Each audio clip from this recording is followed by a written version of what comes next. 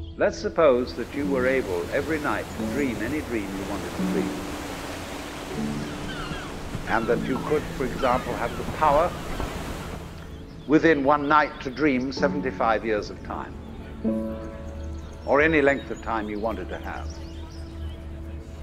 And you would naturally, as you began on this adventure of dreams, you would fulfill all your wishes.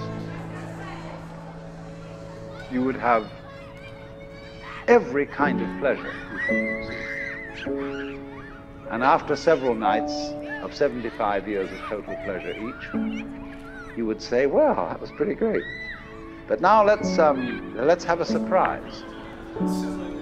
Let's have a dream which isn't under control.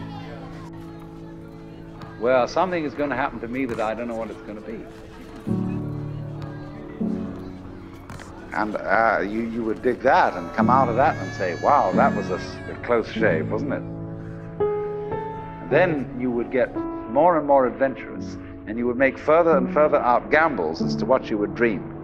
And finally, you would dream where you are now. We wake up by the sunrise, and you're staring back at me. I hold on to the moment as we cast it out to sea.